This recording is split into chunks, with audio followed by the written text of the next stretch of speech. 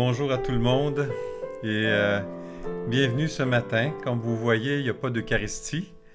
Et pour cause, parce qu'aujourd'hui c'est le jeudi saint.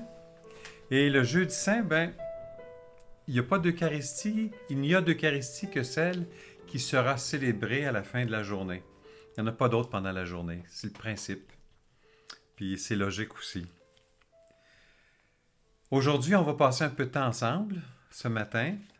Et puis, on m'a posé une question que je vais essayer d'y répondre avec vous. Et cette question est la suivante. Comment vivre le Jeudi Saint 2020? Et puis la question se pose pour plusieurs raisons. D'abord, il faut dire qu'actuellement, tout le monde, vraiment tout le monde, est sorti de ses habitudes. Une expression qui m'est venue actuellement, nous sommes à la périphérie de nos habitudes. On est complètement sorti de nos créneaux. À commencer par tous ceux qui ont perdu leur emploi. Pensez-y 2 secondes. Un couple, les deux perdent leur emploi. Hey, c'est quelque chose. Les personnes confinées. Il y a une personne qui m'appelait cette semaine et dans un 3,5. Elle est tannée, pas à peu près, là, de te virer dans un 3,5, là. Puis elle ne retourne pas dans sa chambre, ça veut dire que ça fait un 2,5, ça là. Fait que hey, c'est quelque chose. Les travailleurs de la santé qui passent leur journée à se désinfecter, nos gouvernements qui ils sont plus capables de travailler dans leur dossier, ils sont plus capables de travailler dans rien. Et leur budget est complètement à l'eau. Tout est refait autrement. Même le pape. Le pape se retrouve tout seul à la place Saint-Pierre, tout seul à célébrer. Les agents de pastoral, tous pratiquement ont perdu, sont mis à pied temporairement le temps que la crise passe. Hey, on est complètement ailleurs. Les évêques, les prêtres, tout le monde. Et nous aussi, vous aussi, vous êtes appelés à sortir de vos créneaux pour toutes sortes de raisons. Et moi, normalement, on m'aurait posé la question, Guy, comment on devrait vivre notre Jeudi Saint aujourd'hui? J'aurais probablement sorti normalement des dates ou des lieux ou des sites Internet ou trouver une célébration à laquelle on peut assister soit sur Internet, Facebook ou sur la TV locale. Ou même sur la TV, je ne sais pas, probablement qu'il va y avoir des célébrations télédiffusées en direct sur le câble quelque part à Rome. Mais je ne ferai pas ça. Ça, je vous laisse ça. Moi, je sors de mes créneaux. Vous autres aussi, vous allez sortir de vos créneaux. Peut-être que vous allez fouiller sur l'Internet, puis trouver quelqu'un, sinon, si vous n'avez pas d'Internet, trouver quelqu'un qui a Internet. Tout le monde connaît quelqu'un qui a Internet. Puis vous allez trouver des célébrations quelque part. Pour l'instant, moi, je vous amène ailleurs. Quand on pense à la fête du Jeudi Saint, moi, en tout cas, la première chose qui me vient, c'est la question du lavement des pieds. Lavement des pieds. Je trouve ça tellement magnifique parce que pourquoi? Parce que ça nous replace vraiment dans ce à quoi on est appelé, c'est-à-dire à devenir les serviteurs les uns des autres. Ensuite, ce qui me vient, c'est la dernière scène, l'Eucharistie. C'est la fête de l'Eucharistie, le Jeudi Saint. C'est là que l'Eucharistie a été instituée.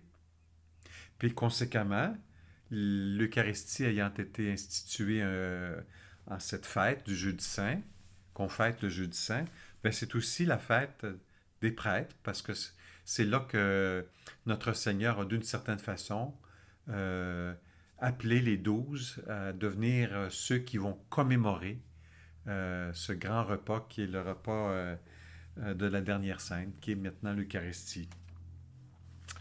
Alors, mettons qu'on regarde un peu où est-ce qu'on en est avec tout ça. Il n'y aura pas de lavement des pieds parce qu'il faut garder 2 mètres. Puis on ne peut pas se laver les pieds soi-même, ça ne marche pas. Il faut laver les pieds de quelqu'un d'autre, donc pas de lavement des pieds. Ensuite, pour la dernière scène, l'Eucharistie, c'est pas fort non plus parce qu'il n'y a pas la communion. Ça fait que on a juste des assistances télévisées ou quelque chose de semblable.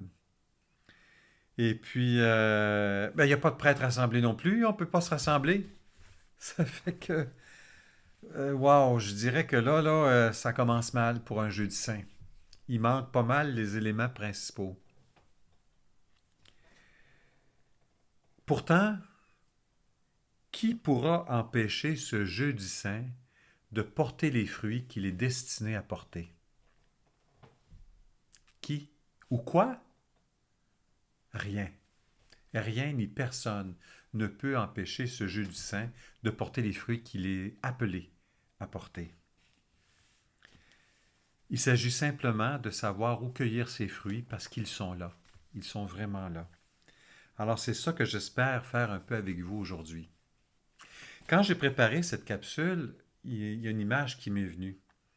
C'est une image que le fondateur des équipes Notre-Dame nous a donnée. Puis je pense qu'il a été inspiré quand il a réfléchi à ça, parce que lui, il travaillait avec les couples pour la spiritualité des vies de couple, puis il a vite rencontré une réalité, c'est que parfois, il y en a un des deux qui part, la mort les sépare. Puis là, l'épouse qui reste sans son époux, qu'est-ce qu'elle fait? Est-ce qu'elle va rester tout le restant de ses jours dans la tristesse? Alors le père Caffarel a vraiment eu un défi. Quel est donc le discours que je vais pouvoir tenir à l'égard de ces personnes qui sont dans la tristesse? Puis lui dit, ben non, ils ne peuvent pas rester toute leur vie dans la tristesse. Puis il y a eu cette réflexion-là qui est pour moi une inspiration. Il dit, vous savez, il dit, les époux, de leur amour conjugal, ils sont d'une certaine façon, par vocation, les témoins de l'amour de Dieu pour l'humanité. Parce qu'en voyant les époux qui s'aiment, on les regarde puis on dit oui, cet amour-là de Dieu pour nous, c'est comme celui de l'époux pour l'épouse. C'est une image qui revient dans le Nouveau Testament souvent, puis même dans l'Ancien Testament. Dieu, c'est l'époux et nous sommes l'épouse qu'il cherche, qu'il veut séduire, qu'il veut aimer. Puis l'épouse est celle qui veut tenir son bien-aimé, comme dit le Cantique des Cantiques. Et puis, vous voyez, cet amour-là conjugal est très important. Mais quand l'un des deux est parti, que devient cette vocation? Lui, il dit, la vocation du mariage n'est pas finie. Il y a quelque chose d'autre qui se poursuit. Et à ce moment même où l'épouse perd son époux, elle devient l'image de l'Église qui espère un jour rencontrer son Seigneur face à face. De la même façon qu'elle-même, l'épouse, souhaite et est déjà habitée de la joie de rencontrer un jour son époux dans l'éternité. Alors voyez, là on est dans un concept de déjà et de pas encore. Déjà là, la joie de cette rencontre l'habite, alors que la rencontre n'est pas encore là. Et ces images-là, du déjà là et du pas encore, on les voit dans l'Ancien Testament, par exemple, les Juifs qui fêtent la traversée de la mer Rouge, la grande traversée, qui fêtent ça à chaque année. Ils fêtent la traversée de la mer Rouge, ils fêtent le déjà, mais ce déjà-là, la traversée qui a déjà eu lieu de la mer Rouge, annonce le pas encore, la grande Pâque de Jésus, sa traversée non pas des eaux de la mer Rouge, mais la traversée de la mort. Et tout le mystère chrétien est imprégné de cette réalité-là. Et aujourd'hui, je dirais que à cause de la pandémie, on vit un peu cette réalité-là. C'est-à-dire que, vous savez, on a tellement de sacrements, on a des choses extraordinaires. On a des rencontres, on a l'Eucharistie, on a la communion, hein? On a l'éducation de la foi, on a le dimanche des rameaux, on a plein de choses comme ça d'une grande richesse dans notre Église, et tout d'un coup, on a à faire le deuil de toutes ces réalités-là. Si le sacrement est encore là, ben on n'y a plus accès actuellement, comme on y avait accès. On est à distance. Ce qui est déjà là, ce qui était déjà là, c'est-à-dire les sacrements, puis toutes nos célébrations, est devenu du pas encore. C'est pas encore le temps de retrouver ces sacrements-là parce que la pandémie nous en empêche. Alors, on est vraiment dans une situation de deuil, comme l'épouse. Alors, qu'est-ce qu'on va faire avec ça? Moi, je me dis, pourquoi est-ce qu'on ne profiterait pas de ce moment-là pour, plutôt que de pleurer ce qui nous semble être un deuil, un deuil, je dirais, justifié, qu'on ait de la peine d'avoir perdu ces éléments-là cette année, c'est normal. Mais pourquoi ne nous laisserions-nous pas habiter de la joie du pas encore, c'est-à-dire de se tourner vers les biens qui demeurent, comme dit la liturgie, les biens qui n'auront pas de fin. Alors, on avait ces sacrements-là très incarnés qui s'adressaient à nous. Ils sont rendus dans on va les avoir plus tard. Se laisser habiter de cette joie-là, c'est ça l'espérance. Être déjà habité maintenant, aujourd'hui, de la joie d'une chose qu'on ne possède pas encore pleinement. C'est ça l'espérance chrétienne. Alors se laisser habiter de la joie des sacrements qui étaient du déjà, mais qui sont devenus du pas encore. Profitons de ce moment pour se laisser rejoindre par la joie qui vient vers nous de l'avenir. Oui, la joie nous vient de l'avenir, de l'action de Dieu dans nos vies, cette promesse de Dieu qui va agir. Je changerai vos cœurs de pierre en cœurs de chair. C'est l'avenir qui s'adresse à nous. De son amour, de sa grâce, de la résurrection, déjà là et pourtant pas encore complètement achevée cette résurrection en nous. Cette semaine, je jasais avec Danick. Et puis Danick et moi, on s'amusait en se rappelant, parce que tous les deux, on a travaillé sur la ferme, puis on se rappelait ce moment présent actuellement où les fermiers à l'époque sortaient les vaches de l'étable. Et puis moi, en tout cas, puis Danick aussi, on avait une grande joie. On aimait ça, voir ça.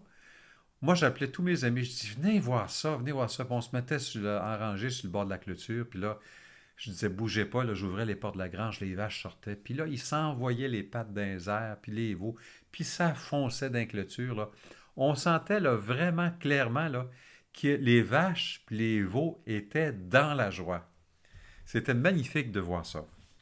Puis moi, je pense qu'après la pandémie, c'est ça qu'on se disait, Danick et moi, peut-être qu'on va avoir de l'air des vaches folles un peu. C'est-à-dire tellement content de retrouver ce qu'on aimait, de retrouver les sacrements, de retrouver nos rencontres, de retrouver les liens avec ceux qu'on aimait tant. On va avoir quelque chose d'un peu fou en nous. Ben, je vous invite pas à foncer dans la clôture, là. Mais cette petite discussion-là, je l'ai bien appréciée, surtout quand Danick s'est mis à imiter les vaches folles en se dandinant un peu comme ça. C'était vraiment quelque chose à voir. Alors, comment allons-nous vivre notre jeudi saint? On a déjà exploré un peu, hein? Mais je me dis, peut-être plus concrètement, on pourrait signifier cette Eucharistie-là parmi nous. On va la visionner, mais il faudrait dépasser, il me semble, ce stade-là d'être des gens qui assistons, d'être des regardants, mais être plutôt des agissants aussi. Pourquoi ne pas s'acheter ou se faire cuire une belle miche de pain? Puis avec les enfants, avec notre conjoint, avec notre coloc, on prend le temps de bénir cette miche de pain-là et puis de tracer une belle croix dessus. Ça nous rappelle un peu nos traditions, hein? Et nos traditions québécoises, on faisait ça. Et puis, ben, ça vient de la dernière scène, la bénédiction du pain. Il le bénit, il le rompit, il le donna à ses disciples. Évidemment, ce n'est pas l'Eucharistie, mais ça nous permet de vivre de la joie de ce que nous vivrons déjà quand la pandémie va s'achever. Et puis cette joie qui est en devenir, qui est en espérance, c'est déjà aussi la joie du banquet éternel, parce que déjà l'Eucharistie ici que nous vivons, bien sûr, c'est l'Eucharistie, puis c'est le banquet éternel, mais le banquet éternel tel qu'il sera dans l'éternité, on n'y a pas goûté tout à fait, là. On a quelque chose du déjà, puis il y a quelque chose du banquet éternel qui va être un plus aussi. Mais il y a quelque chose de l'Eucharistie qui est déjà tout là au complet. Nécessairement, c'est l'Eucharistie. Ce midi, ce soir, peut-être dans la soirée, après avoir vu la célébration du Jeudi Saint, prendre ce moment-là autour d'une miche de pain. Pourquoi pas aussi fermer toutes les lumières, allumer quelques chandelles, mettre un crucifix, une nappe, se rassembler autour du crucifix, puis dire à Jésus, Jésus, on va passer un peu de temps avec toi. On va te consoler de tous nos abandons, de toutes nos trahisons. On va passer un peu de temps avec toi pour, euh, pour vivre ce moment-là vivre un petit peu ta douleur peut-être, puis vivre déjà de la joie de la résurrection qui est déjà contenue dans cette Eucharistie du Jeudi Saint. Assez curieusement, hein, c'est tellement joyeux le Jeudi Saint, puis c'est le moment où on dépouille l'autel parce que là, il va se passer autre chose. Alors écoutez, moi, je vais faire ça au Jeudi Saint, petite miche de pain. Évidemment, j'ai le privilège de pouvoir célébrer l'Eucharistie, mais on va prendre une petite miche de pain, Boniface et moi, puis en pensant à vous, en pensant à nous tous qui sommes déjà imprégnés de la joie de l'Eucharistie, on va bénir ce pain-là, puis prendre un petit moment dans la solitude avec le Christ, dans l'intimité. Alors, je vous souhaite une belle journée, un beau Jeudi Saint.